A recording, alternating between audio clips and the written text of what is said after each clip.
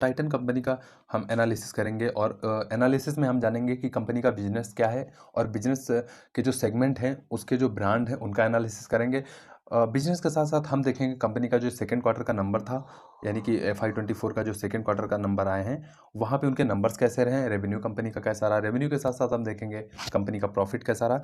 तो इन सब के बारे में हम इस छोटे से वीडियो में बात करेंगे। देखिए ये वीडियो जो बनाया जा रहा है ये सिर्फ और सिर्फ आपकी जानकारी के लिए वीडियो, इसमें किसी भी प्रकार का कोई भी बाई या सेल का रिकमेंडेशन नहीं दिया गया। 0.5% भी अगर आपको इस वीडियो से जानकारी मिलती है तो चैनल को जरूर सब्सक्राइब करिए।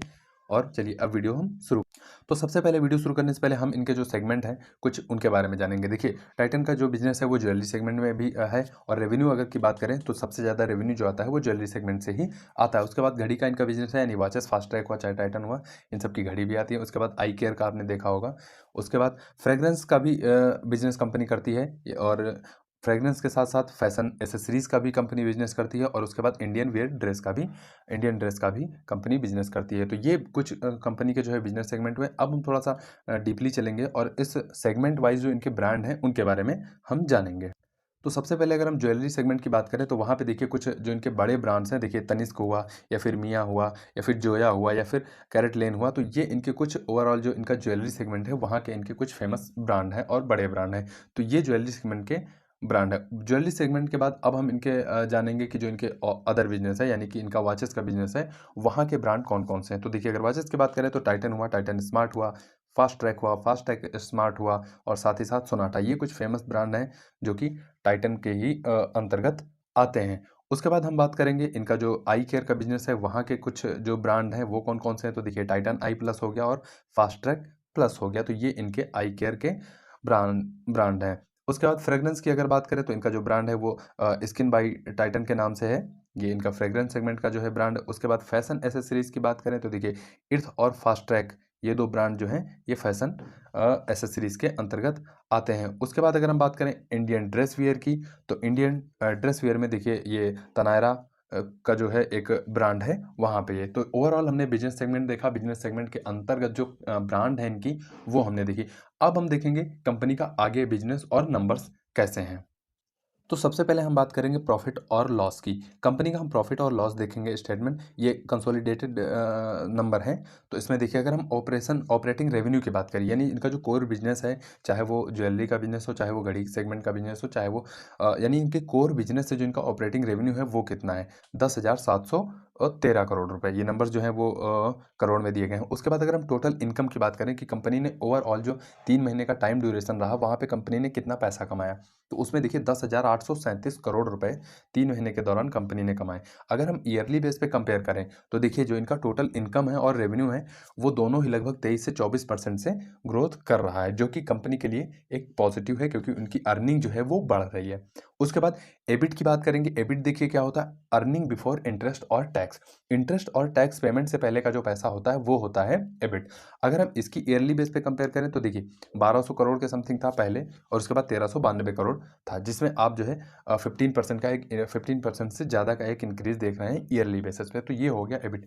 एबिट के बाद अब हम देखेंगे प्रॉफिट के बारे में। प्रॉफिट क्या बढ़ रहा है कंपनी का या फिर नहीं। तो देखिए 9.5% से ऊपर की रेट से प्रॉफिट जो है इनका वो इंक्रीज हुआ है। अगर हम फाइनेंशियल 23 के सेकंड क्वार्टर से कंपेयर करें तो देखिए प्रॉफिट जो है इंक्रीज हुआ है। 916 करोड़ का प्रॉफिट इस क्वार्टर में कंपनी ने किया है, और इससे पहले का जो ईयरली बेस पे सेकंड क्वार्टर था FY 23 का, वहाँ पे जो प्रॉफिट था 835 करोड़ था।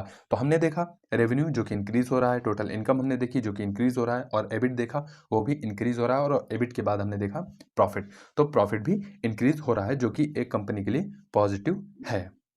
तो इनकम, प्रॉफिट, ओवरऑल सब देखने के बाद अब मैं आपको एनुअल दिखाता हूँ। एनुअल जो है कंसोलिडेटेड ये नंबर्स हैं, ये कुछ पिछले साल का जो टोटल इनकम है वहाँ का मैं आपको डेटा दिखाता हूँ कि आप देखिए कंपनी ग्रोथ कर रही है या नहीं। क्योंकि अगर एक क्वार्टर से हम कंपेयर करेंगे तो थोड़ा कम समझ में आता है। तो देखिए यहाँ हम फाइनेंशियल ईयर के हिसाब से कंपेयर करेंगे। तो अगर हम फाइनेंशियल 19 की बात करें तो 19,961 करोड़ का कंपनी ने टोटल इनकम किया था, और इस क्वार्टर में आप देखिए ये फाइनेंशियल ईयर 23 जो प्रीवियस क्वार्टर रहा, सॉरी फाइनेंशियल ईयर रहा, 38,675 करोड़ का जो है टोटल इनकम कंपनी के द्वारा किया गया। तो आप देखिए जो इनकी अर्निंग टोटल इनकम है वो आप देखिए ईयर ऑन ईयर इंक्रीज होती जा रही है। कोविड का ईयर हटा दें उसके बाद से आप देखिए तो ये ईयर ऑन ईयर इंक्रीज़ होती जा रही है। उसके बाद हम देखेंगे इनके जो है पैट के बारे में, यानी प्रॉफिट और प्रॉफिट मार्जिन की बात करें तो ये फाइनेंशियल ईयर कोविड का ईयर अगर हम हटा दें तो उसके बाद से देखिए इनका जो प्रॉफिट है वो लगातार इंक्रीज़ हुआ है। अगर हम फाइनेंशियल ईयर 23 में बात करें तो इनका जो ओवरऑल प्रॉफिट रहा वो 3,274 करोड़ रहा। और अगर हम वहीं प्रॉफिट मार्जिन की बात करें तो प्रीवियस जो फाइनेंशियल ईयर 22 था वहाँ से आप देखिए प्रॉफिट मार्जिन और प्रॉफिट दोनों इंक्रीज़ किए हैं, तो दोनों ही कंपनी के लिए पॉजिटिव हैं। उसके बाद नेटवर्थ की बात करें तो वो भी इंक्रीज़ हो रहा है, और आरओसीई की बात करें तो वो भी देखिए कंपनी का 38% से ऊपर का आरओसीई है, जो कि फाइनेंशियल ईयर 23 में। अगर आरओई के बारे में बात करें तो वो भी देखिए 30.5% से ऊपर का एक आरओई है, जो कि फाइनेंशियल कोविड के बाद से देखिए आप लगातार इंक्रीज़ होता चला जा रहा है। तो ये नंबर जो हैं ये कंपनी के हित में है और ये कंपनी के लिए पॉजिटिव हैं। तो ओवरऑल नंबर देखने के बाद अब हम ये ईयरली बेस पे ही नंबर हैं, ये सेगमेंट वाइज नंबर देखते हैं कि जहाँ से सबसे ज़्यादा कंपनी का रेवेन्यू आता है वो हम देखेंगे। तो अगर हम टोटल इनकम की बात करें तो इनका जो ज्वेलरी का सेगमेंट है वहाँ से सबसे ज़्यादा रेवेन्यू और इनकम इनकी होती है। तो अगर हम वहाँ से इनकम की बात करें तो फाइनेंशियल ईयर 23 में वहाँ से जो कमाई हुई है वो हुई है 33,706 करोड़ की कमाई हुई है। अगर हम ईयरली बेस पे देखें तो 38% से भी ऊपर की ग्रोथ देखी गई है। वहीं अगर फाइनेंशियल ईयर 19, 20 और 21 की बात करें तो लगभग रेवेन्यू आप देखिए लगभग इनकम जो थी वो लगभग थोड़ा-थोड़ा इंक्रीज़ हो रही थी, लेकिन वो डिक्रीज़ फॉर्म में नहीं थी, लेकिन इंक्रीज़ ही हो रही थी, लेकिन बहुत ज़्यादा एक ह्यूज इंक्रीज़ आपको नहीं देखने को मिलेगा। फाइनेंशियल ईयर 22 और 23 में आप देखिए इनकी जो कमाई है ज्वेलरी सेगमेंट से वो बढ़ी है। उसके बाद अगर हम इनका वॉचेस का बिज़नेस देखें तो वहाँ की भी जो कमाई है वो लगातार इंक्रीज़ होती जा रही है हर फाइनेंशियल ईयर में। उसके बाद आई केयर का जो बिज़नेस है वो भी एक ग्रोथ कर रहा है डिसेंट, आप देख पा रहे हैं, वो भी वहाँ भी ग्रोथ आपको देखने को मिल रही है। एबिट मार्जिन की अगर हम बात करते हैं तो देखिए एबिट मार्जिन भी फाइनेंशियल ईयर 21 से आप देख पा रहे हैं 6.1 था फाइनेंशियल ईयर 21 में। उसके बाद फाइनेंशियल ईयर 22 जब आया तो वहाँ देखिए 10.6% था, और इस बार जो है फाइनेंशियल ईयर 23 में देखिए 14% से ऊपर का एबिट मार्जिन ओवरऑल दिखाया है कंपनी ने। तो देखिए नंबर्स इनके इंक्रीज़ हो रहे हैं, जो कि कंपनी के लिए एक पॉजिटिव ट्रेंड है या फिर पॉजिटिव। ओवरऑल नंबर्स के बाद अब हम देखेंगे डिविडेंड के बारे में। देखिए कंपनियां क्या होती हैं कि डिविडेंड भी अनाउंस करती हैं अपने शेयर होल्डर के लिए। तो अगर हम पे आउट रेशियो की बात करें तो देखिए फाइनेंशियल ईयर जो इनका 20 था यानी कोविड का ईयर था, तो वहाँ पे इनका जो पे आउट रेशियो था वो 23% था।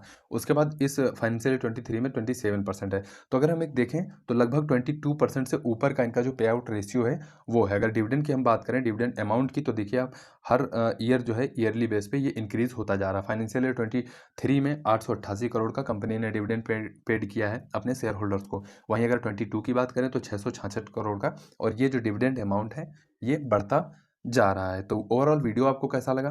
अगर वीडियो से 0.5% भी आपको जानकारी मिली तो चैनल को जरूर सब्सक्राइब करिए और वीडियो को लाइक करिए, और कमेंट बॉक्स में बताइए अगला एनालिसिस में आपको किस कंपनी का करके